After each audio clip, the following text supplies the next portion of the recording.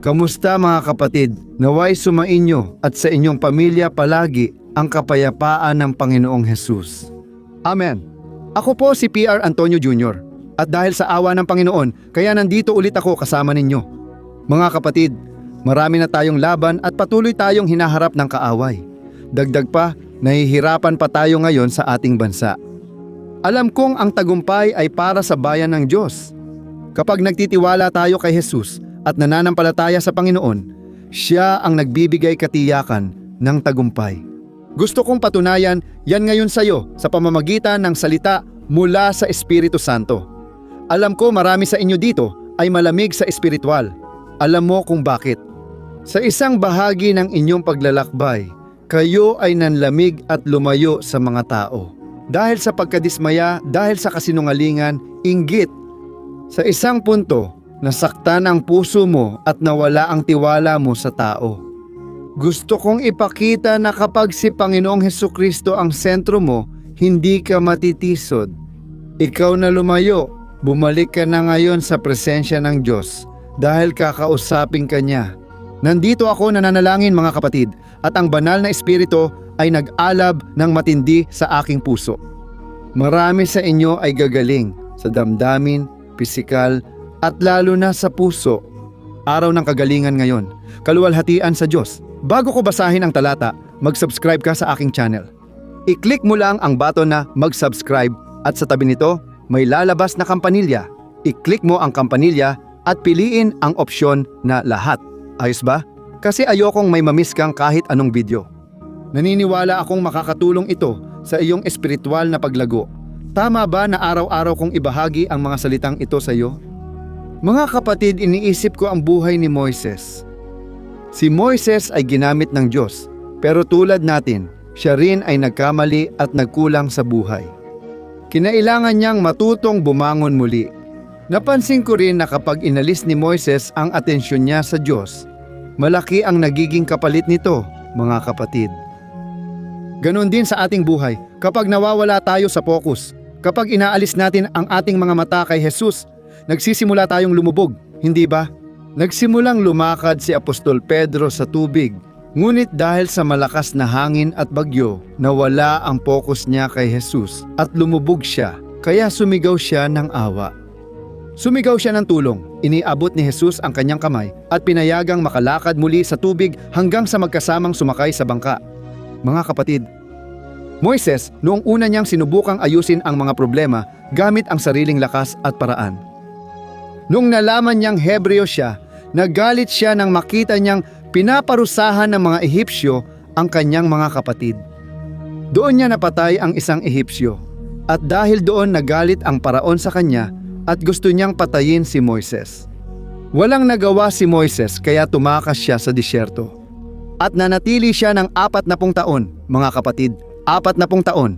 Sa disyertong iyon, nag-aalaga ng mga tupa.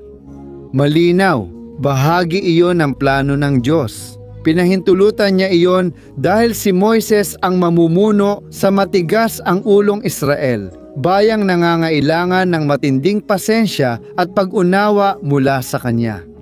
Sinasabi sa Biblia na dahil sa lahat ng ito, sa lahat ng disyertong hinarap niya, naging pinakamaamong tao siya sa buong mundo. Mga kapatid, iniisip ko ano ang naramdaman ni Moises sa 40 taon na iyon. Baka naisip niya, ang tanga ko, padalos-dalos akong kumilos. Bakit ko pa sinubukan ayusin mag-isa? Alam mo yon. Mga kapatid, dumating ang awa ng Diyos kay Moises. Salamat sa Panginoon.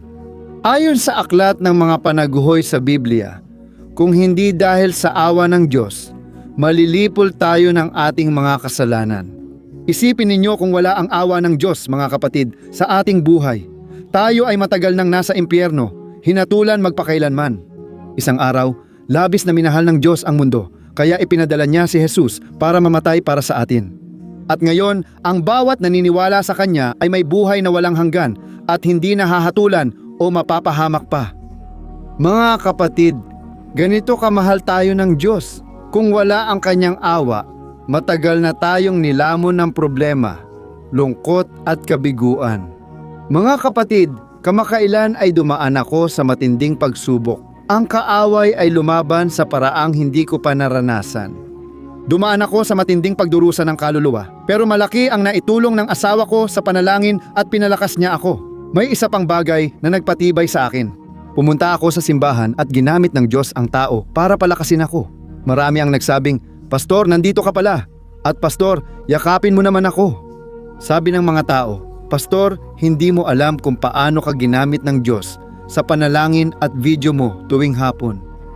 At yun, mga kapatid, ay pananampalataya. Alam mo yon. At nagsimula ulit akong tumingin kay Jesus. Sa sandaling panahon, tumingin ako sa mga pangyayari. Sa sandaling panahon lang. Inatake ako sa isip kasi doon ang laban natin, mga kapatid. Doon bumulong ang dyablo ng kasinungalingan at nalito ako. At mga kapatid, salamat sa Diyos, parang bago na ulit ako na parang walang pinagdaan ng pagsubok. Excited akong palakasin kayo. Salamat sa lahat ng nagdasal para sa akin. Madalas ko rin kailangan ng panalangin dahil ipinagdarasal ko ang iba. Kumilos ang kaaway laban sa akin, pero natalo na siya sa pangalan ni Jesus. At naniniwala ako na ang ating Diyos ang nagbabantay sa atin, nagpoprotekta at laging nagpapalakas ng ating mga lakas kapag ibinabalik natin ang ating paningin sa Kanya. Amen. Kaya si Moises ay nanatili ng 40 taon, mga kapatid, sa disyerto. Dahil napatay niya ang Ehipsyo, kumilos siya sa sarili niyang lakas. Siyempre, maaaring gamitin siya ng Diyos at gusto talaga ng Diyos na gamitin si Moises, pero hindi iyon sa paraan niya. Dahil nga sinabi sa Biblia na ang galit ng tao ay hindi nagbubunga ng katarungan ng Diyos. Kaya hindi tayo dapat maghiganti sa kahit kanino. Alam mo kung bakit? Kapag kumilos ka sa galit, hindi ito magdadala ng katarungan mula sa Diyos. Tandaan, ang galit ng tao ay hindi nagbubunga ng katarungan ng Diyos. Huwag kang kumilos laban sa iba o umasa sa sariling lakas dahil mapipigilan mo ang pagkilos ng Diyos. Naalala ko minsan, kapatid, may isang tao na gumawa ng masama laban sa akin. Alam mo, dahil lang sa inggit, sa totoo lang, dahil sa kasamaan. At ako, sa matagal na panahon, sa loob ng ilang araw, nahirapan akong magpatawad, mga kapatid, dahil matindi talaga ang pagtataksil. At doon, mga kapatid, naaalala ko na sinabi ko sa asawa ko ang ganito, "Ayokong pabigatin ng Diyos ang kamay niya sa taong iyon. Ayokong may masamang mangyari sa kanya, pero gusto ko na igawad ng Diyos ang katarungan para sa akin." Sa totoo lang, mga kapatid, galit ang nasa puso ko. At habang galit ako, hindi kumilos ang Diyos. Nang ipagkatiwala ko siya sa Diyos, sinabi ko, "Diyos, taos puso ko siyang pinapatawad. Pinalalaya ko ang iyong biyaya at hinihiling kong kaawaan mo siya. Pinalaya ko na siya sa puso ko." Mga kapatid, nang ginawa ko iyon, kumilos at gumawa ang Diyos at pinayagan niyang subukin ang taong iyon. Hindi ako ang may gawa noon, mga kapatid. Hindi ko hinangad ang masama sa kanya, pero pinayagan iyon ng Diyos. Mahal ko pa rin siya at ipinagdasal ko siya. Iniutos ni Jesus na ipagdasal natin ang mga umuusig at nagbabalak ng masama sa atin. Amen. Kaya dapat nating hayaan ng Diyos na mag-asikaso ng lahat ng bagay. Kung nais ng Diyos na bigyan ng kaunting parusa, kung nais ng Diyos na disiplinahin ang tao, siya ang gagawa noon. Hindi natin trabaho iyon. Amen. Kaya mga kapatid, si Moises ay dumaan sa matinding pagsubok. Nanatili siya ng 40 taon sa disyerto. Ngayon, babasahin ko ang isa pang pagkakataon na sinubukan ni Moises kumilos sa sarili niyang paraan at naging mahirap ito. Mga kapatid, hindi tayo kinukonsinti ng Diyos. Maaaring laging kasama mo ang Diyos. Kung mabigat ang nagawa mong kasalanan o nilapastangan mo ang Diyos sa harap ng iba, mga kapatid, tiyak na may mga konsekwensya. At gusto kong basahin kasama mo ang nakasulat sa mga bilang, Kabanata 20, mula talata 7 hanggang 12. 5 talata ito. Makinig kang mabuti at pagkatapos tayo ay mananalangin na. Gusto kong magdasal ng partikular, kaya huwag ka munang umalis. Naniniwala akong may himalang gagawin ang Diyos sa iyo.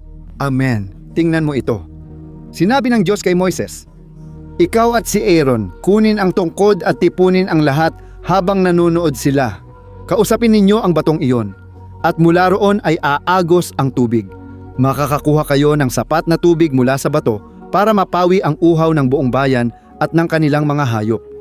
Sinunod ni Moises ang utos ng Diyos. Kinuha niya ang tungkod at kasama si Aaron, Pinatawag nila ang mga tao sa harap ng bato.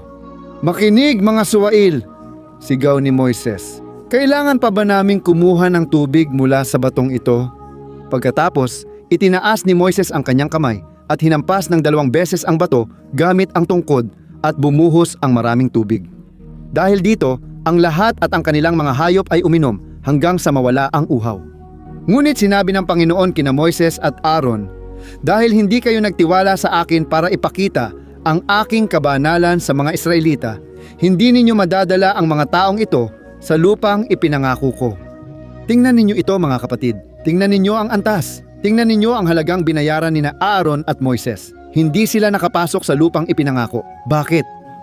Sinabi ng Diyos, "Tingnan, kakausapin ninyo ang bato." At ang bato ay magbubuga ng tubig. Mag-uutos lang kayo dito at magbubuga ito ng tubig. Pero sa halip, tinipon ni Moises ang lahat. Punong-puno siya ng galit sa puso at sinabi niya sa mga tao, "Kayo, mga suwail, kayo, mga masuwayin, palagi kayong nagrereklamo dito sa disyerto, sinasabing walang granada, walang prutas, walang pagkain, walang tubig dito sa disyerto. Ngayon, makikita ninyo." Pagkatapos, 2 beses pinalo ni Moises ang bato at bumukal ang tubig mula rito ayon sa salita ng Diyos. Pero mga kapatid, yung mga taong masuwayin ay nakinabang sa biyaya. Nabusog sila at nawala ang kanilang uhaw. Pero sina Moises at Aaron ay hindi nakapasok sa lupang pangako. Mga kapatid, hayaan ninyong sabihin ko ito sa inyong lahat. Kailangan nating itigil ang pagtuon sa ginagawa ng ibang tao at ituon ang ating pansin sa gustong gawin ng Diyos. Amen. Sa panahon ngayon, ito ang estratehiya ng dyablo, ilayo ang tao sa tamang focus. May mga pastor na dating nangangaral ng salita ng Diyos, pero ngayon puro laban na lang sa ibang pastor ang kanilang ginagawa. Puro na lang nilang ipinangangaral ang mga maling nangyayari. Hindi na sila nakatutok sa ebanghelyo. Dahil si Jesus ang nagpapabago ng puso, hindi ang sarili nating lakas. Walang saysay na magalit ka sa mga tao. Walang saysay na pilitin mong gawin sa sarili mong lakas. Alam mo yon, kahit pa may mabuting hangarin ka, hindi yan magpapabago ng puso mo o ng ibang tao. Tumawag ka kay Jesus at humingi ng tulong. Amen. Matutulungan mo lang ang iba kung Diyos ang sentro mo. Mga kapatid, sa pagsisimula ng ministeryo, ang Diyos ang naglalapit ng mga taong matutulungan, magagabayan at makakatanggap ng salita. Ang problema, mga kapatid, ay nagsisimula tayong gustong tumulong sa mga tao gamit ang sarili nating lakas, sa sarili nating paraan. At doon tayo napapagod, doon tayo nagagalit. Dahil sa dami ng kasalanan at kawalan ng utang na loob, mga kapatid, maraming kawalang katarungan. Mga kapatid, naaalala ko noong 7 taon akong naging pastor ng mga kabataan sa aming simbahan. Hindi iyon madali. Naghahanda ako ng mga salita para mangaral. At tuwing Sabado, pumupunta ako roon at ipinapahayag ang salita. Hanggang sa isang araw, tinawag ako ng mga lider ng kabataan na kasama ko noon sa isang pagpupulong at sinabi nila, "Tingnan mo, nandito kami para sabihin sa iyo. Wala kang tawag para maging pastor. Ang mga salita mo ay hindi maganda. Inaantok kami kapag nakikinig sa iyo." Kaya, mga kapatid, parang binuhusan ako ng malamig na tubig. Alam mo yon? Parang tinamaan talaga ako. Parang sinaksak ako sa puso. Kasi nakita ko kung gaano kahirap ibigay ang sarili mo para sa mga tao tapos hindi nila kinikilala ang ginagawa mo. Sinabi nilang wala akong tawag maging pastor kahit tinawag na ako ng Diyos. Mga kapatid, kung hindi ko sila pinatawad, ako lang ang mahihirapan at magbabayad ng malaki. Kaya pinatawad ko sila. Gusto kong sabihin, huwag mong ituon sa tao ang pansin, sasaktan, paluluhain, pagtataksilan kanila at hindi kikilalanin ang pagsisikap mo. Pero alam ng Diyos ang puso mo. Amen. Siya ang dapat magganti, hindi tao. Gawin mo ang iyong makakaya, ibigay mo ang iyong pinakamahusay, sumunod ka sa Diyos at makikita mo na pararangalan ka niya. Amen. Hindi kayang sagutin ng tao ang panalangin mo. Wala silang magagawa. Kung sa kanila ka lang aasa, mabibigo ka. Nabigo muli si Moises. Tumanggap ng himala ang mga tao, ngunit hindi siya nakapasok sa lupang pangako. Masyadong mataas ang naging kapalit. Ayokong ikaw ang magbayad nito, tama? ipagdarasal ko ang iyong buhay at kukunin ko na ang langis ng pagpapahid. Gusto kong iwan mo ang iyong kahilingan sa panalangin dahil magdadasal tayo ngayon. At ito ang pinakamahalagang sandali, sa totoo lang, kasing halaga ng salita. Bakit? Ang pananampalataya ay dumarating sa pamamagitan ng pakikinig sa salita. Hindi ba totoo? Natutuwa ako sa espiritual na paglago ninyo. Simula nang makinig kayo sa panalangin, mapapansin mong malaki na ang nabago sa buhay mo. Siyempre, minsan, hindi naman agad nagbabago ang mga sitwasyon.